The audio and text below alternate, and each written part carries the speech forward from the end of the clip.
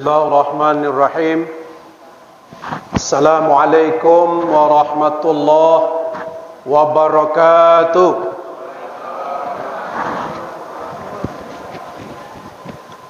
Alhamdulillahi rabbil alamin. Wassalatu wassalamu ala rasulillahi ajma'in, amma ba'd. Yang saya hormati Bapak pengurus masjid, Bapak RT, tokoh masyarakat, orang-orang tua kita, bapak-bapak, ibu-ibu, hadirin sekalian yang dirahmati Allah.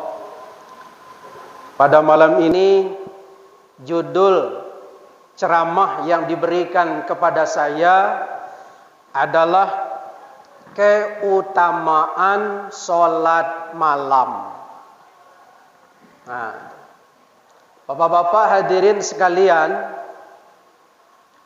pada satu ketika, ini Nabi masih hidup, ada ibu-ibu datang kepada Rasul, lalu bertanya, "Ya Rasulullah, apa resep rumah tangga bisa jadi harmonis?"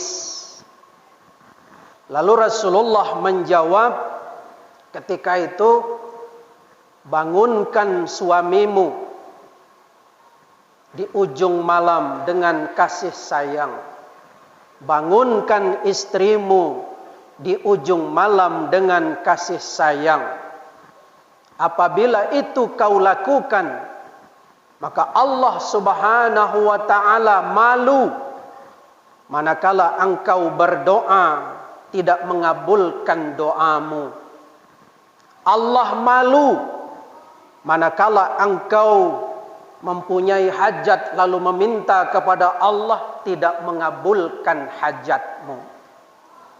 Berdasarkan hadis ini muncul hadis yang lain menyebutkan afdhalus sholati, seutama-utama salat, ba'du sholatil maktubati, setelah sholat 5 waktu adalah as-sholatu fi jawfil laili, sholat di waktu malam.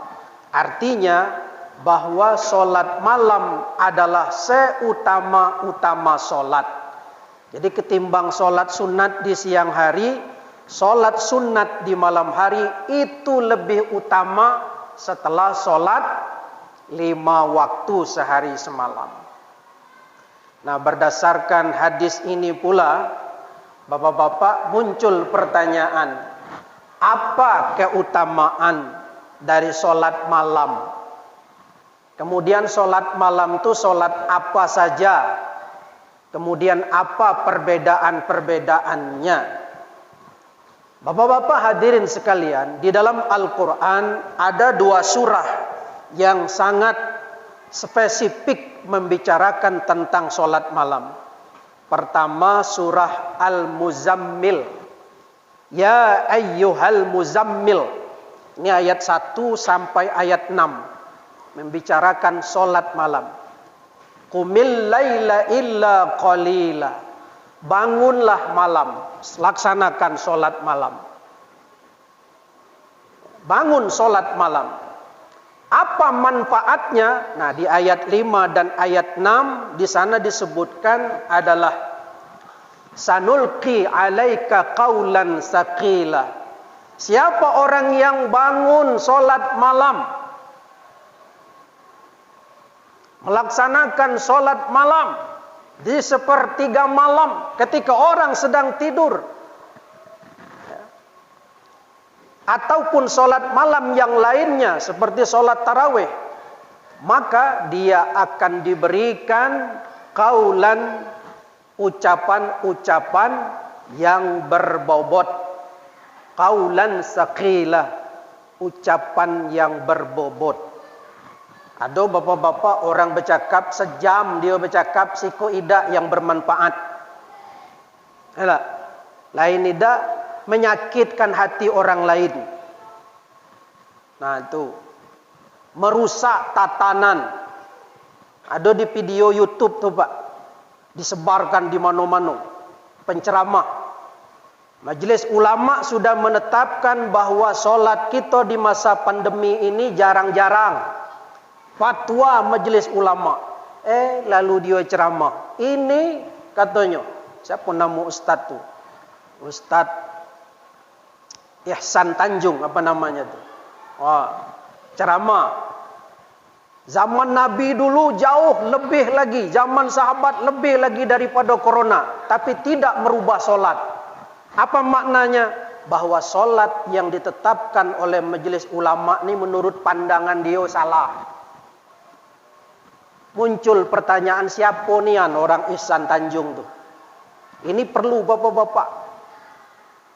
Ini banyak terpengaruh sudah masyarakat kita nih, yang sudah dipatwakan majelis ulama pusat oleh para kiai ustadz kita tentang solat pakai masker, solat berjarang. Itu sudah ditandatangani bapak-bapak, dan sudah diteliti dalil-dalilnya. Muncul ustadz tak siapa-siapa orangnya. Jangan mau percaya bapak-bapak. Kita tidak tahu bagaimana manhajnya, tidak tahu gitu. Maka kita bapak-bapak jangan mau kita terprovokasi oleh video-video tidak jelas. Ikuti saja majelis ulama kita. Sudah. Jadi bapak-bapak, insya Allah ada orang yang macam itu bercakap mulai dari awal sampai akhir tidak ada arti, merusak tatanan. Tak tahu gitu, orang ulama Mekah sana, ulama Madinah, ulama Mesir, ya Pak ya, semayangnya berjarang-jarang. Ada pula ulama Indonesia merusaknya, cuma satu orang pula tuh.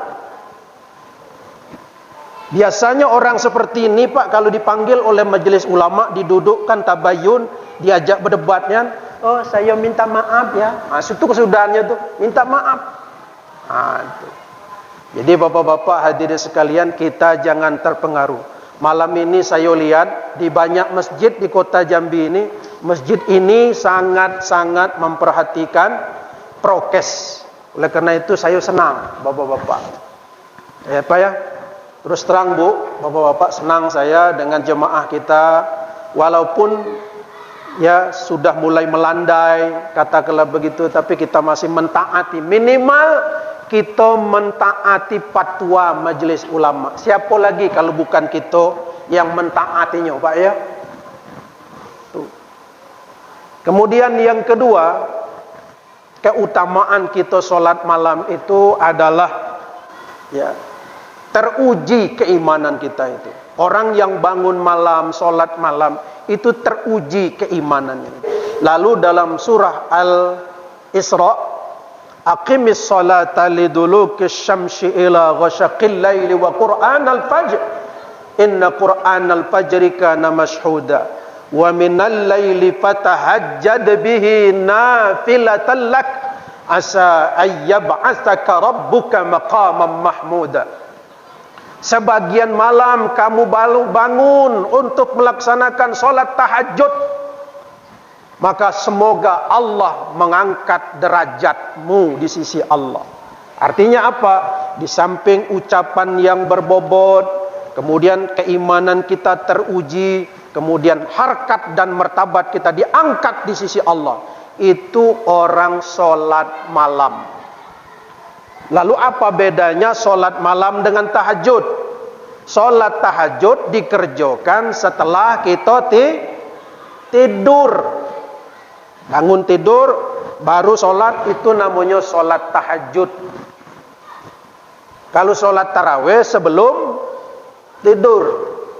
Macam sekarang nih, kita sudah sholat isya, langsung sholat tarawih.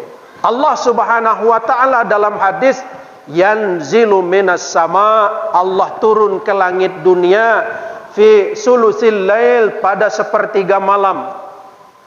Dia mendengarkan dan mengabulkan doa orang-orang yang berdoa. Fayad'uni, dia akan mengabulkan doa-doa orang yang berdoa dan memenuhi hajat orang-orang yang meminta hajat. Sepertiga malam jam berapa tuh Bu? Jam 3 subuh. Bangunlah. insya Allah Allah angkat derajat kita di sisi Allah. Ucapan kita itu mempunyai karisma, insya Allah. Nah, oleh karena itu bapak-bapak, solat tarawih malam hari, solat tahajud, semuanya ini mempunyai keutamaan dan hikmah-hikmah tersendiri. Baik bapak ibu, barangkali itu kultum kita, namanya kultum kan, kuliah 7 menit jadilah. Nah, yang penting dapat kita informasi bahwa malam ini keutamaan solat malam itu penting buat kita untuk mengangkat harkat diri kita dan keluarga kita di mata Allah Subhanahu wa taala. Demikian, hadanallahu wa iyyakum ajmain. Assalamualaikum warahmatullahi wabarakatuh.